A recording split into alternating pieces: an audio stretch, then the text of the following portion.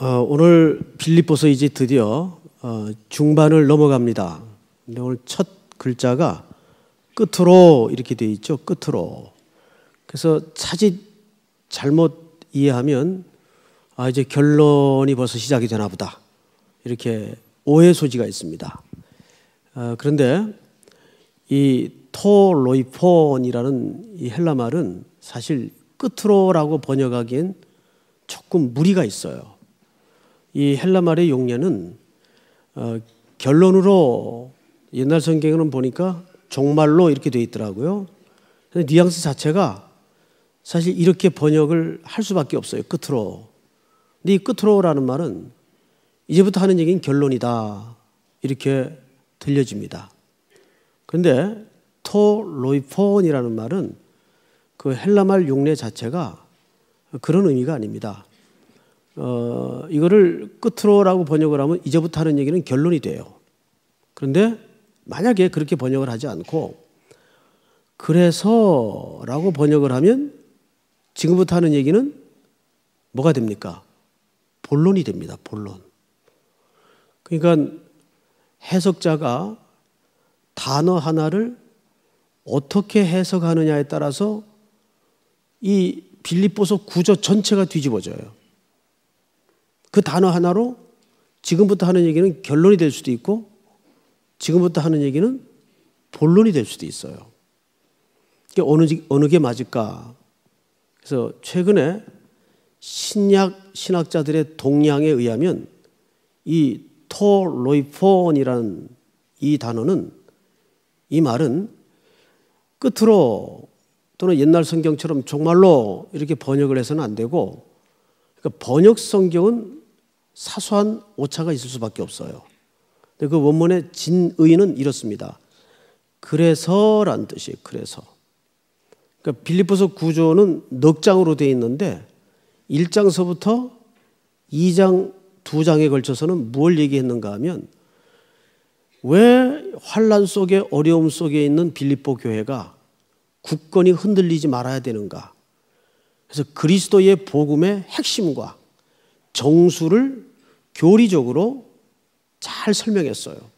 그래서 교리적으로 잘 설명했다면 토로이폰, 그래서 이제부터 하는 얘기는 그 뜻입니다. 그러면 지금부터 하는 얘기는 이제 드디어 본론이라 그 말이에요.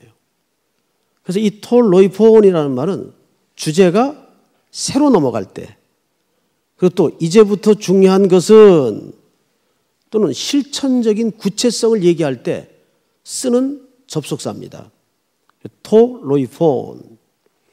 그러니까 결국 우리 일반 성도들은 이런 의미를 성경 설교자들이나 해석자들에 의해서 도움을 받을 수밖에 없죠. 자, 그런 관점에서 오늘 3장을 좀 들어가 보도록 하겠습니다. 토로이폰. 지금부터 얘기하고 싶은 중요한 얘기는 이런 의미가 되겠죠?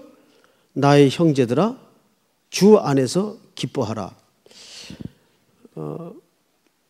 결국 이 얘기 하려고 그렇게 뜸을 들였냐? 이렇게 이제 생각을 할 수가 있어요. 예, 맞습니다. 결국 이 얘기 하려고 그래서가 왜 중요한지 서론이 길었습니다. 형제들아, 주 안에서 기뻐하라. 여러분, 이 기쁨의 주제는 빌립보서 전체에 큰 두 개의 기둥이 있는데 첫째가 동역입니다. 복음과 함께 일한다는 것이 얼마나 중요한 일이고 그것이 얼마나 기쁜 일인가. 그래서 빌립보서를 딱 두 단어만 골라내라. 그러면 첫째가 동역, 그리고 두 번째는 기쁨입니다. 동역의 기쁨이에요. 우리 그리스도인이 한 교회 안에서 교역자와 교역자 간의 동역의 관계라든지 또는 성도와 성도 간의 이 공동체의 교제의 관계라든지 또는 성도와 교역자 간의 목양의 관계라든지 우리는 어차피 공동체 안에서 관계를 맺고 살죠. 그런데 이 공동체가 함께하는 기쁨을 서로 공유하지 못한다면 그것은 굉장히 중요한 상실을 가져옵니다. 교회에 제일 중요한 게 뭐냐면 교회도 결국은 동역의 기쁨이에요.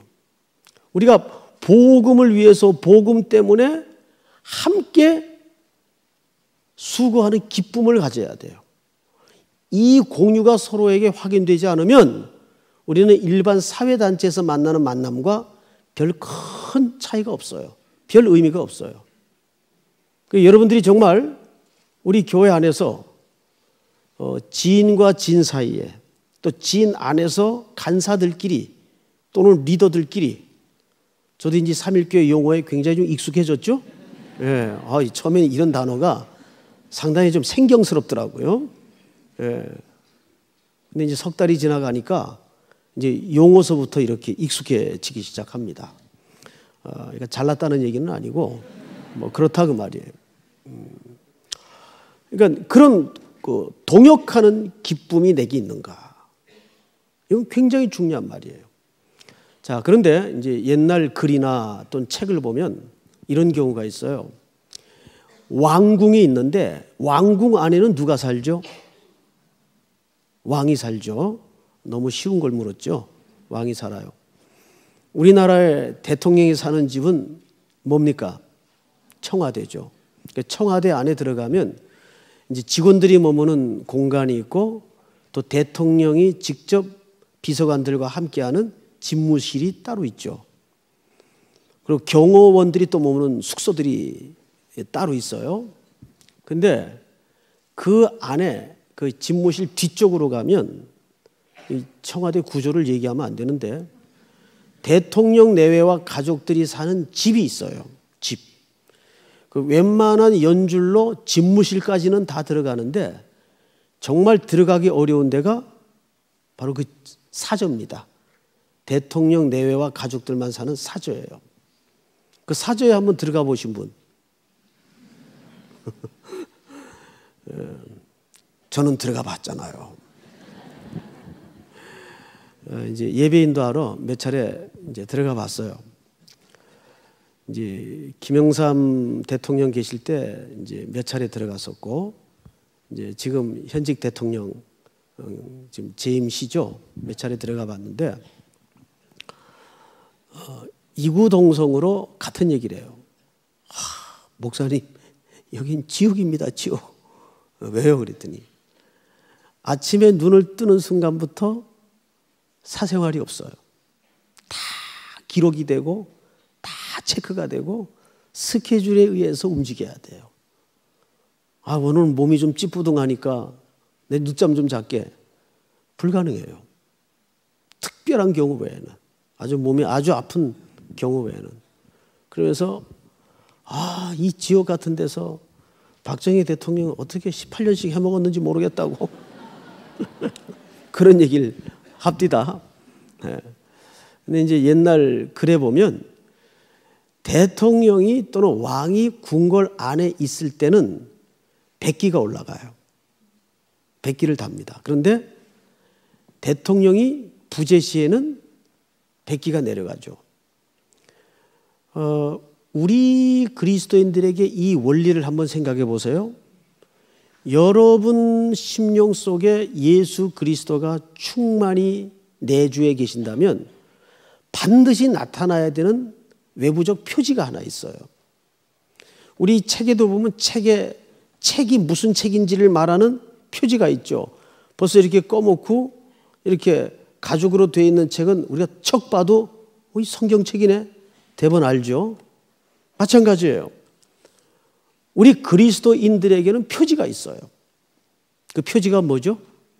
기쁨이에요. 그래서 저분이 진짜 크리스찬인가 아니면 모양만 무늬만 크리스찬인가는 그 얼굴에 그 안에 내주해 계시는 성령님이 주시는 예수님이 주시는 그 영광스러움과 그 표지가 얼굴로 나타나는가. 이거는 이분이 그리스도인인가 아닌가를 가늠하는 굉장히 중요한 잣대가 됩니다. 제가 언젠가 한번 수요 강의 시간인가 얘기한 기억이 나는데 저 캐나다의 어느 신학교에는, 외국 신학교는 우리나라처럼 이렇게 규모가 크질 않아요. 그저 뭐 한 학년에 뭐 몇십 명 요 정도 규모밖에 안 됩니다. 우리는 저 양지에 우리 총신대학교 신학대학원에 가면 1,600명이 있어요. 주회종들이. 끔찍해요. 저도 이제 목요일마다 수업을 하러 가는데, 이게 뭐 수업이 안 되죠. 한 클래스에 막 7, 80명씩 모아놓고 수업을 하니 무슨 도제 개념의 교육이 되겠습니까? 근데 이제 외국 같은 경우에는 클래스가 작아요. 제가 공부했던 학교만 해도 뭐 17명, 20명 안팎이 안 돼요, 잘.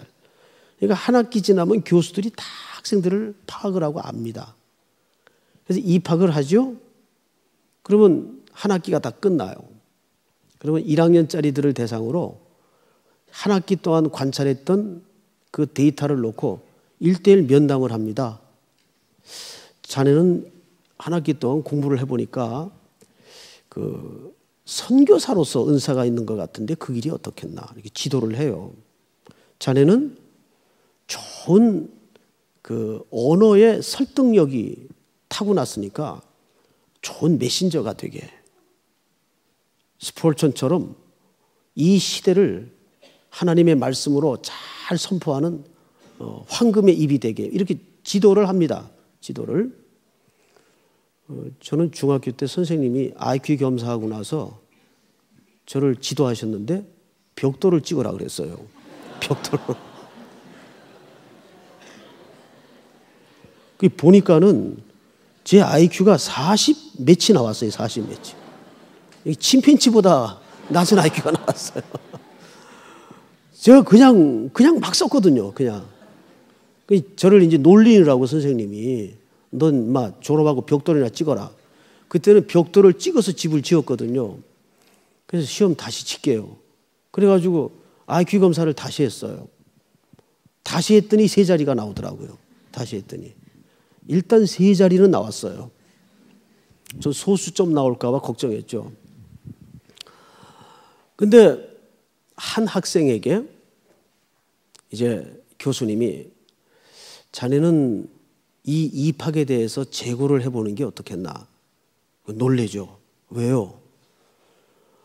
한 학기 동안 내가 자네를 유심히 관찰했는데 자네 얼굴에 복음을 가진 자로서 한 번도 웃는 걸 내가 보지 못했는데 이건 문제가 있어. 문제 있어요, 없어요? 문제 있죠. 어떻게 내 안에 만유의 주가 되시고 나를 구속하신 예수님이 내재해 계신다면 그것이 얼굴에 안 나올 수 있겠습니까? 그래서 그렇게 지도를 합니다. 그래서 그 체크리스트 가운데 그 사람의 얼굴에 복음을 가진 자로서의 기쁨이 있는가, 이걸 굉장히 중요한 데이터로 점검을 합니다. 그러니까 우리가 예수 그리스도를 내 안에 모신다는 것은 그분과 동거하여 동행한다는 뜻인데요. 어떻게 그 얼굴로, 삶으로 기쁨이 표시되지 않을 수가 있겠어요? 이제 여자분들 그 학교 졸업하고 한 몇십 년 만에 동창회라는 걸 가죠. 근데 여자분들 속지 마세요. 남자든지 여자든지 나이가 이제 한 40이 넘어가면 잘생긴 거 못생긴 거 구분도 없어지고 이쁜 거 못생긴 거 구분도 없어져요. 딱 2종류밖에 안 남아요. 인상이 좋은 것과 나쁜 것. 이 2종류로 갈라집니다. 그러니까 괜히 견적도 많이 나오는데 이거 고치느라고 애들 쓰지 마시고. 근데 학교 다닐 때는 찌질이 못생기고 인상도 험했던 애 같은데 인상이 훤해가지고 나타나는 사람들이 있어요. 가끔. 이 보면은 그 사람의 세월이 대충 나와요. 사랑받고 자랐어요. 사랑받고 생활을 한 거예요. 사랑받고 생활을 하면 그 받은 사랑이 쌓여서 이게 내면 세계가 형성이 되고 그게 얼굴로 나오게 돼 있어요. 여러분, 제가 어느 교회, 대전에 어느 교회 갔더니 그 교회 그 주제가 뭐냐 하면 영혼이 미소 짓는 교회예요. 영혼이 미소 짓는 교회. 그래서 참 촌스럽게 뭐 교회 주제를 이런 걸 다 하냐 처음엔 그랬는데 가만히 그 주제를 묵상해 보니까 그 주제가 굉장히 깊은 깊이가 있어요. 여러분 우리 속에 그 복음을 가진 자로서의 희열과 기쁨이 없다면 밖으로 영혼이 미소 짓겠어요? 절대 그게 안 나옵니다. 그래서 사도 바울은 이 얘기를 빌립보 교인들에게 기뻐할 수 없는 상황에 놓인 빌립보 교인들에게 하는 거예요. 그런데 이걸 이렇게 오해하시면 안 돼요. 사도 바울은 지금 이 얘기를 감옥에서 쓰고 있어요. 자기도 묶이고 인간적으로는 고난 속에서 이 글을 쓰고 있어요. 그러면 이게 도대체 서로 말이 되는 얘기냐? 아마 이런 의미겠지. 자기는 힘겹고 자기는 힘들지만 교육적 차원에서 그래도 목양자니까 성도들에게 복음의 교훈 차원에서 너희들은 기뻐해야 된다. 주 안에서 기뻐하라. 이렇게 쓴 것이 아니겠는가? 정말 그럴까요? 2장 18절을 한번 볼까요? 2장 18절. 우리 오늘 찬양대원들 한번 같이 한 음성으로 읽습니다. 시작. 자, 이와 같이 너희도 기뻐하고 나와 함께 어떻게 하라? 자, 그러면 다시 앞을 보세요. 사도 바울이 여기서 기뻐하라는 이 기쁨의 명령은 명령형으로 쓰여졌어요. 근데 명령형으로 쓰여지기에 앞서서 나와 함께 기뻐하라는 말은 이 기쁨이 누구에게도 지금 똑같이 있다는 얘기입니까? 사도 바울에게도 똑같이 흘러서 넘치기에 이 말을 할 수 있다는 거예요. 가끔 이제 그 신문에 이런 발표가 나죠.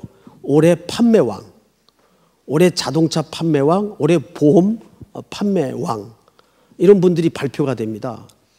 그러면 저는 그런 걸 꼭 이제 좀 찾아봅니다. 자세히 들여다봐요. 이분들은 똑같은 조건에서 똑같은 시간을 가지고 어떻게 이렇게 제일 많은 판매고를 올렸을까? 뭐 언변이 좋나? 그런 것도 아니에요. 가만히 그 길은 기사를 살펴보면 이 공통점이 하나 있어요.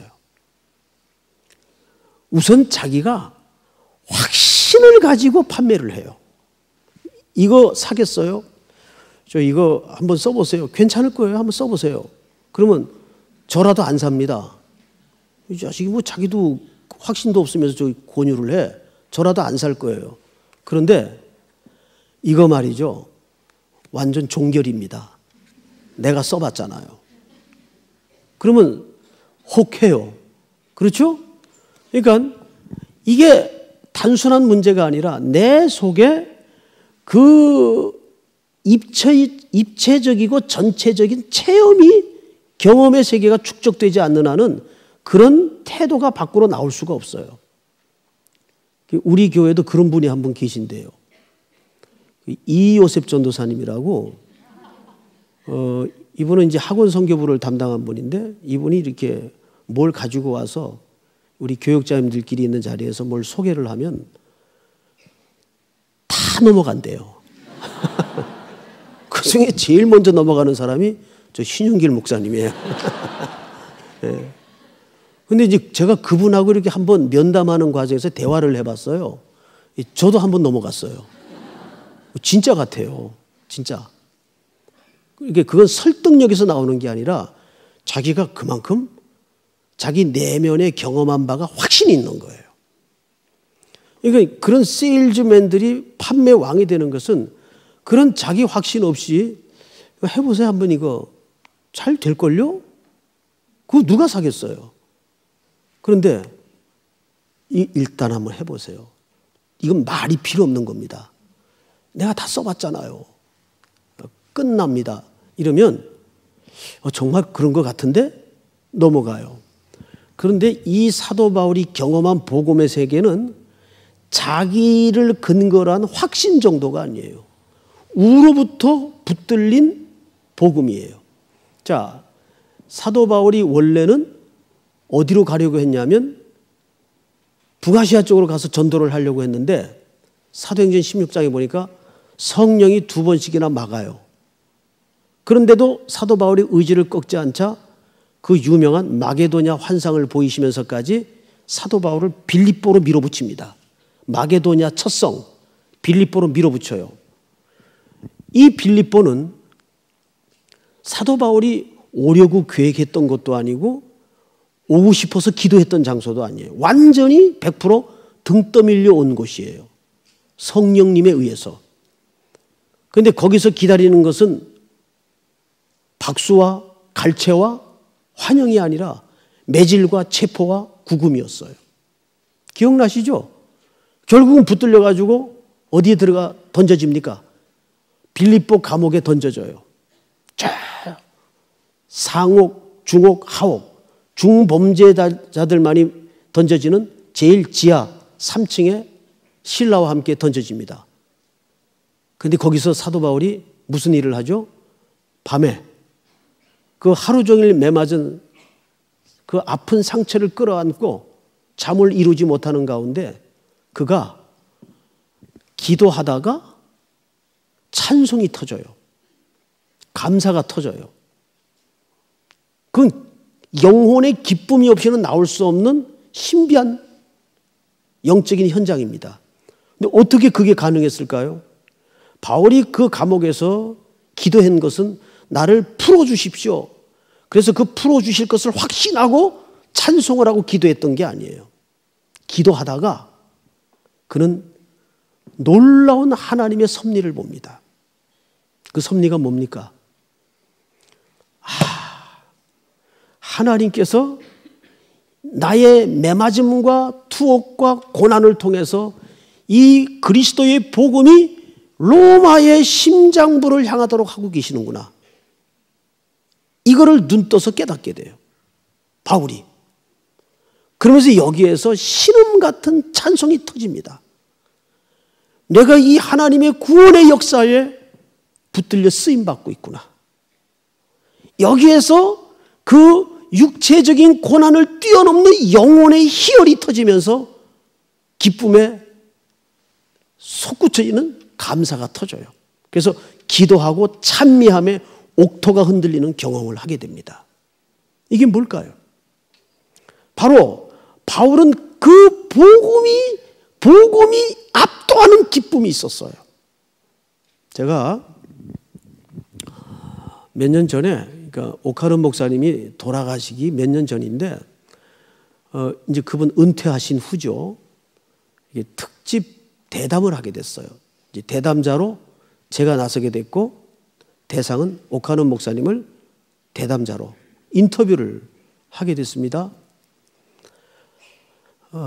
그 주제는 목회자의 행복이 뭐냐에 대해서 주제가 됐어요. 저는 질문을 하나 했죠. 목사님, 평생 목회를 하시면서 목사님의 목회자로서의 행복은 뭡니까? 만약에 누가 저를 그렇게 인터뷰를 했다면 저는 이렇게 천편일률적으로 대답을 했을 거예요. 이건 목회자의 행복이라는 것은 성도들이 말씀을 듣고 열매가 나타나고 자라고 변화가 생길 때 그것만큼 보람과 목회자의 기쁨이 어디 있겠습니까? 저 같으면 그렇게 대답을 했을 거예요. 그런데 이 어르신이 뜻밖의 대답을 해요. 목회자의 행복이요? 빙그레 웃으시면서 나 같은 죄인이 전능하신 하나님의 손에 붙들려서 평생 하나님 편에 서서 하나님의 말씀을 전하는 일에 내가 동원되고 쓰임 받은 것만큼 행복이 어디 있습니까? 그래서 제가 그랬죠. 그러면 성도들의 변화와 열매에 대해서는 기쁨이 없습니까? 왜 기쁘지 않겠습니까? 근데 그것은 내 몫이 아닙니다. 그게 무슨 말씀이세요? 이어서 이런 얘기를 하세요. 여기 이제 우리 간사들도 계시고 리더들도 계시고 목회자들도 계시는데 이거 굉장히 중요한 얘기입니다. 어떤 일을 하든지 설교자로 부름을 받아서 쓰임 받든지 간사로 리더로 장로로 권사로 부름 받아서 쓰임을 받든지 그 부름 받은 자가 하나님의 손에 붙잡혔다는 이 근본적인 기쁨보다 사역의 열매와 어떤 결과에 대해서 초점을 맞추고 집중돼 있으면 이런 반문을 하시더라고요. 그러면 만약에 그 열매가 나타나지 않을 경우에는 송 목사 어떡할래? 그렇게 물을 줄은 몰랐죠. 글쎄요. 그러면서 하시는 말씀이 하나님의 일이라는 것은 당장 꽃이 피고 열매가 안 나타나는 경우가 얼마나 많은데 사역자가 하나님 손에 붙들려 쓰임받는 그 근본적인 행복보다 열매에 초점을 맞추고 있다면 만약에 목사님 질문처럼 열매가 없을 때 사역자는 피로감이 오고 지치게 되는 거예요. 지치게 되는 거예요. 제가 그 부분까지는 목회를 어느 정도는 해왔고 안다고 생각을 했는데 생각을 못했어요. 제가 우리 제자들에게 강의를 할 때 꼭 이 얘기를 합니다. 사도 바울도 뭐라 그랬어요? 나는 뿌렸고 아볼로는 물을 주었고 오직 자라게 하시는 분은 하나님이시니라. 열매는 누구 몫입니까? 하나님 몫입니다.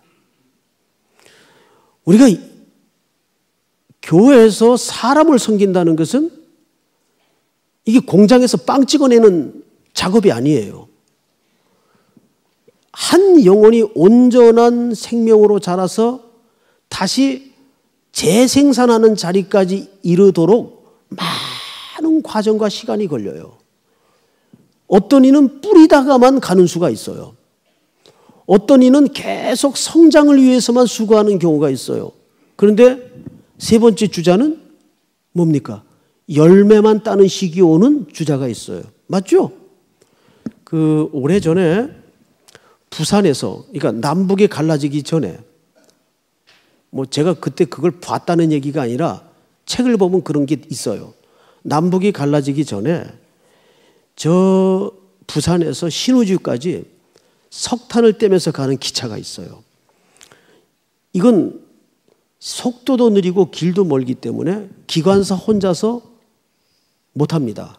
그래서 반드시 3명이 기관차를 끌게 돼요. 그러면 부산역에서 출발시키는 주자가 있어요. 그러면 중간에 야구 용어로 말하면 개투 요원이 있어요. 개투 요원 알죠? 지금 SK하고 삼성하고 하고 있잖아요. 그 다음에 개투 요원이 임무를 끝내면 구원 투수가 있어요. 그런데 마지막 박수는 누가 받죠? 구원 투수가 받아요. 그때 세 번째 기관차 운전사가 신우지역에 딱 기차를 갖다 대면, 종착역에 딱 기차를 임무 완수를 하면 그 시절에는 수고했다고 목에다가 꽃걸이, 레이죠, 레이. 우리 하와이 같은 데 가면 공항에 내리면 목에다 걸어주지 않습니까? 그렇듯이 그걸 걸어줘요. 꽃다발을 걸어줘요. 꽃다발을 줘요. 그러면 그 사람 혼자 수고했나요? 아닙니다. 그 꽃다발이 걸어지고 박수가 있기까지는 기관차를 시작한 사람, 중간에 교대해 준 사람, 석탄만 떼준 사람, 그리고 마지막 종착역까지 운전한 사람, 모든 수고가 역사적 맥락을 통해서 합해져 박수가 있고 꽃이 있는 거예요. 그러니까 저는 어느 시기에 지금 부름받았는지는 아직 모르겠어요. 서서히 그 이유가 드러나겠죠. 그래서 반드시 교회는 역사적인 시선을 갖고 있어야 됩니다. 지금은 우리 삼일교회가 어느 시기인가? 막 씨를 뿌리는 시기인가? 그 시기는 조금 지난 것 같아요. 막 성장한 시기인가? 아니면 이제 양육을 해야 될 시기인가? 시기마다 틀려요. 근데 중요한 것은 뭐냐면 우리는 그 시대 그 시간에 부름받은 그 자리에서 그 일만 충실히 하면 돼요. 나지 아니할까, 꽃이 피지 아니할까, 염려 근심은 우리 몫이 아니에요. 누구 몫이에요? 하나님 몫이에요. 그러니까 사역자가 열매에만 관심을 맺으면 열매가 당장 눈앞에 꽃이 피고 나타나지 않을 때 지칠 수밖에 없는 거예요. 에도라임 저드슨, 버마의 유명한 전설 같은 선교사입니다. 7년을 가서 선교를 했는데도 예수 믿는 사람 하나를 구원시키지 못했어요. 7년 만에 한 명의 결신자가 생겼는데 그 결신자를 통해서 그 이후에 수천 명의 크리스찬들이 버마에서 일어나기 시작했어요. 하나님의 생명의 열매는 모르는 거예요. 그래서 교회 일은 눈에 보이는 것으로 함부로 재단해서는 안 돼요. 분명 우리가 보지 못하는 보이지 않는 가치가 있다고요. 그래서 사도 바울이 여기서 기뻐하라를 두 가지로 묘사를 했어요. 첫째는 주 안에서 기뻐하라. 그리고 이 기뻐하라를 명령형으로 썼단 말이죠. 자, 이 이유는 굉장히 중요합니다. 전 목사님은 말끝마다 중요하다 그러더라. 예, 진짜 말끝마다 중요합니다. 왜 중요한가 지금부터 들으십시오. 주 안에서라는 말은 사도 바울의 가장 핵심적인 신학 사상이에요. 지난 시간에 잠깐 언급을 했죠. 엔 크리스토스. 왜 주 안에서입니까? 1장 6절을 한번 보십시다. 우리 형제들만 다 같이 시작.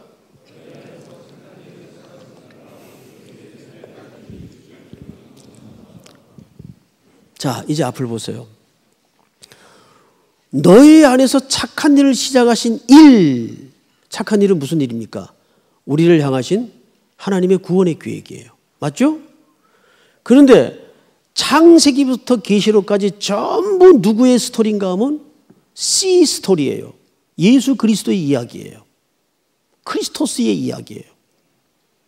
그러니까 하나님은 신부인 교회를 항상 예수 그리스도와 연합함으로 온전히 구원하는 걸 계획하셨습니다. 그래서 우리는 그리스도 안에서 구원받도록 설계되었어요.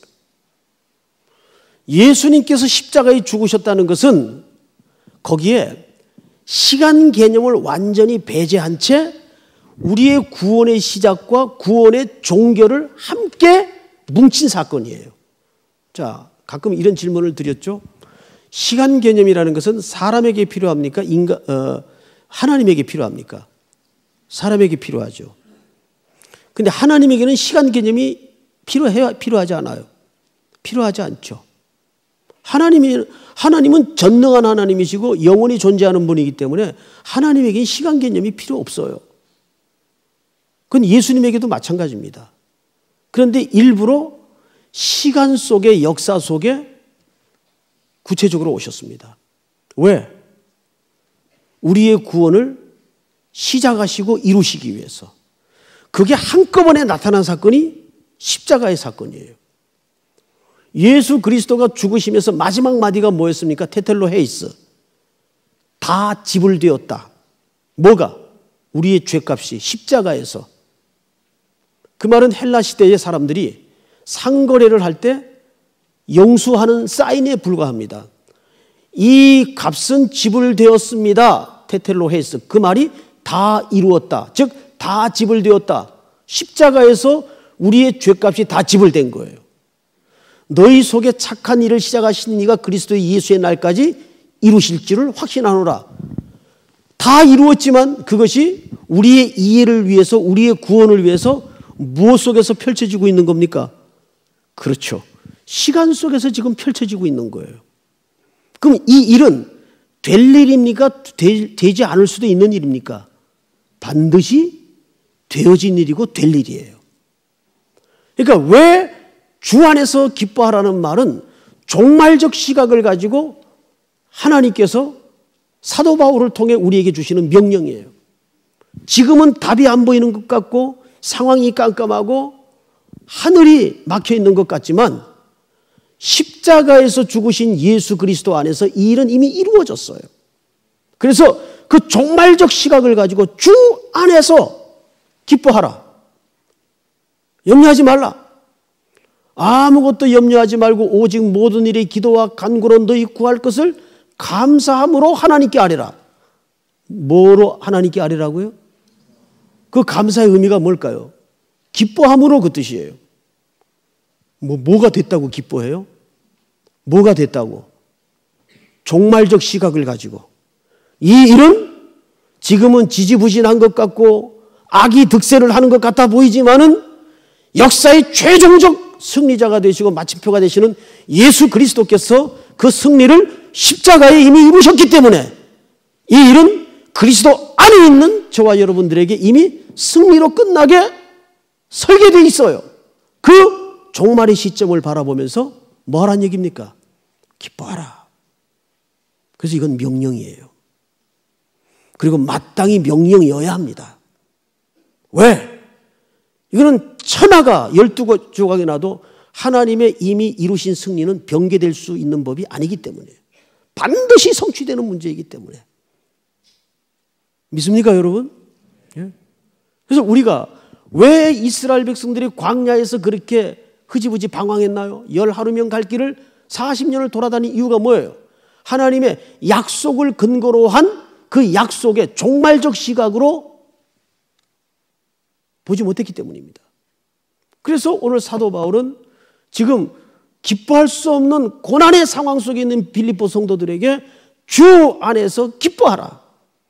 내 속에 있는 복음의 희열을 여러분들이 공유하기를 원한다. 나의 기쁨과 함께 기뻐하라. 이건 무슨 교훈적 차원의 명령이 아니에요. 내가 그걸 지금 흘러넘치게 경험하고 있다. 그 복음이 주는 확신. 믿습니까, 여러분? 이거는 우리가 살아가는데 어마어마한 우리 인생의 큰 동력입니다. 여러분들이 기도할 때 다른 것에 휘청거리지 마시고 기도가 안 될 때면 주 안에서 엔 크리스토스 기뻐하라.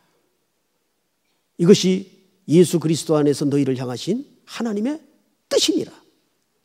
데살로니가 교인들을 향해서 사도 바울이 얘기했죠.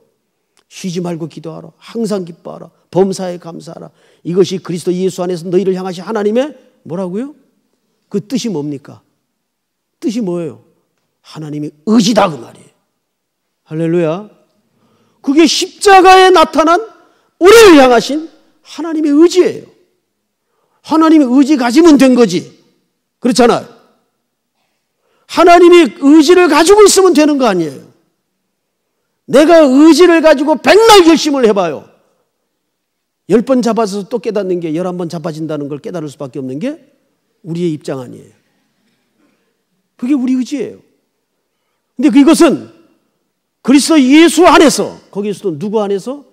그리스도 예수 안에서 너희를 향하신 하나님의 뜻이니라. 그건 단순히 계획을 갖고 있다 그 말이 아니에요. 내 의지다 그 말이에요. 우리는 그거 붙들고 가는 거예요. 그거 붙들고. 쓰나미 같은 엄청난 폭풍우가 매일 우리를 위협하는 순간이 덮친다 할지라도 뚜벅뚜벅 그냥 가는 거예요. 비바람 맞으면서 가는 거예요. 가는 거예요, 그냥. 그분 약속 믿고. 믿습니까? 마지막으로 2절을 보십시다. 빌립보서 3장. 개들을 삼가고 행악하는 자들을 삼가고 몸을 상해하는 일을 삼가라. 자, 뭘 삼가라고요? 개들을 삼가라. 저도 이 개에 대한 안 좋은 추억이 있어요. 저는 사실 보신탕을 못 먹었습니다. 그런데 94년도 8월 달에 미국에서 한국에 들어와 가지고 앞서 있던 교회 강남교회 부임을 했는데 제가 왔다고 교회에서 노회 목사님들을 불러다가 원로 목사님이 잔치를 했어요. 근데 그 원로 목사님 이북 분이세요. 근데 원로 목사님이 너무너무 개를 좋아하세요. 보신당하면 주무시다가도 일어나시는 분이에요. 그날도 교회에서 개를 잡았어요. 그날도. 저는 이거 좀 먹을 수가 없는데 새로운 신참 목사가 못 먹겠다 그럴 수도 없고 그것도 나 때문에 잡았는데 예? 저 때문에 애매한 개 한 마리가 이제 희생이 된 거예요. 그래서 이 기도를 질끈 눈을 감고 하고 이제 딱 먹었어요. 몇 숟갈 안 떴는데 딱 하고 뭐 입에 걸리는 거예요. 뭐가? 입에. 그래서 뱉었더니 개 이빨이 나왔어요. 개 이빨. 밥 먹다가. 근데 이거를 티를 낼 수가 없잖아요. 티를. 그 목사님들, 선배 목사님들이 다 앉아서 지금 맛있게 막 헐떡헐떡 먹고 있는데 조용히 밑에다가 휴지를 싸서 주머니에다 놓고 끝까지 순교하는 마음으로 먹었어.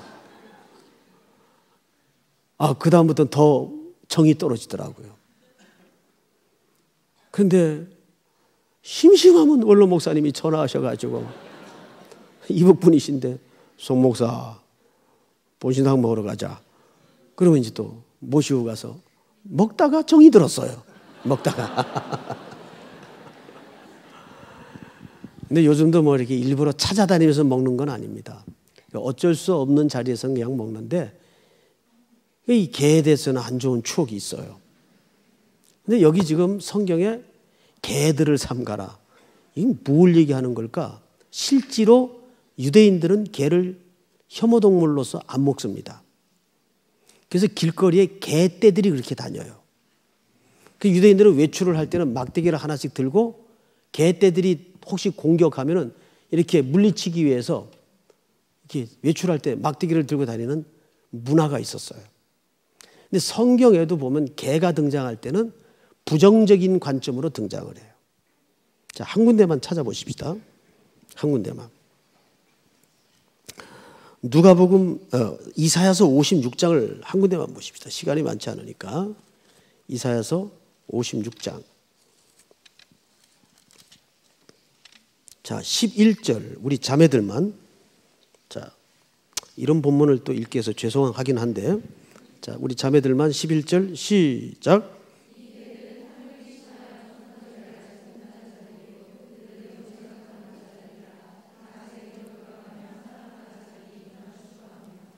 예, 여기 사실은 이스라엘의 이익만 쫓아다니는 선지자들을 가리켜서 뭐라고 표현했죠? 개들이라고 표현했어요. 자, 우리 형제들이 한 군데만 찾아봅니다. 마태복음 7장. 마태복음 찾아보세요. 7장 6절. 다 같이 시작.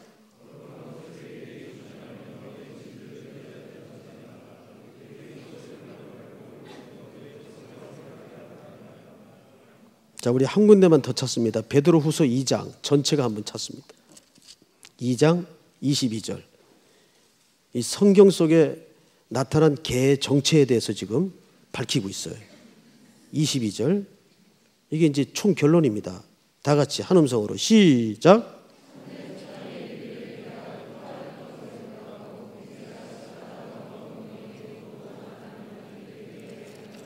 아멘. 자, 이제 앞을 보세요. 성경에선 개들이 등장할 때는 반드시 부정적인 관점에서 표현을 했어요. 그런데 가장 핵심 가치는 뭐냐면 개들을 묘사할 때는 토한 것을 도로 먹는다. 이게 초점이에요. 그러니까 이 말은 무슨 말인가 하면 회개는 습관처럼 반복을 하는데 또 넘어진 자리에 넘어지는 거예요. 이걸 가리켜서 개라고 얘기를 하는데 이걸 누굴 가리키는 건가 하면 당시 종교 그룹인 바리새인들과 서기관들을 가리키는 겁니다. 오늘 빌립보서 3장 2절에 보면 개들을 삼가고 행악하는 자들을 삼가고 몸을 상해하는 일을 삼가라. 몸을 상해하는 게 무슨 뜻입니까? 이 바리새인들은 종교 열광주의에 빠져 있는 사람들이기 때문에 여러분 보세요. 종교라는 것은 본질에 집착하지 않으면 형식만 붙들고 있으면 그 형식이 경쟁이 됩니다. 이게 종교의 그 과장되는 습관이에요. 종교는 본질에 집착하지 않고 형태만 붙들고 있기 시작하면 그 형태가 서로에게 종교 열광주의로 부추기기 시작해요. 그래서 경쟁이 됩니다. 우리 삼일교회가 예수 그리스도의 구속의 은혜에 대한 십자가의 본질을 놓치기 시작하면 이제 형식만 붙들게 되는 거예요. 누구 수고가 더 크냐? 누구 봉사가 더 크냐? 누구 배가 더 크냐? 이 싸움을 하기 시작합니다. 그러면 결국은 뭐예요? 경쟁이 돼요. 진과 진 사이의 경쟁이 나오고 간사와 간사 사이의 경쟁이 나와요. 성경에는 일절 그런 가치를 설명한 적도 없고 명령한 적도 없어요. 언제나 성경의 가치는 한 영혼에 대한 관심이에요. 믿습니까, 여러분? 그런데 이 바리새인들을 중심으로 한 로마 제국주의 권력을 등에 업은 이 흩어져 살던 유대인들은 계속 종교 열광주의에 빠져서 자기를 상해해요. 너 열흘 금식했냐? 난 열 하루. 저 김 집사 이번에 40일 기도했대. 그래? 우리는 50일. 이게 종교 형태를 가지고 경쟁을 시작하는 거예요. 그래서 저 사람 1000계단 무릎으로 기어 올라갔대. 난 2000계단. 이게 종교 자해가 되는 거예요. 이게 자기 몸을 상하는 짓이에요. 이게 왜 이런 현상이 나타나느냐? 예수 그리스도의 십자가의 그 긍휼의 핵심 가치를 통과하지 않고 그 종교가 토해낸 부산물들만 형식만 붙들기 시작할 때, 그래서 교회 안에도 이런 바리새적 요소들로 인해서 종교 경쟁을 하는 이상한 현상들이 얼마나 많은지 아세요? 이거 조심해야 돼요. 열심을 낼수록 이거 조심해야 돼요. 너희가 하나님께 열심은 있으나 지식을 쫓은 것이 아니니라. 로마서 10장 2절 말씀이에요. 열심히 냈는데 지식을 쫓는 게 아니라는 게 무슨 말이에요? 성경의 모든 지식의 정수는 십자가예요. 그 십자가는 뭘 얘기합니까? 예수 그리스도께서 왜 거기 죽으셨는가? 그걸 지적하는 게 십자가예요.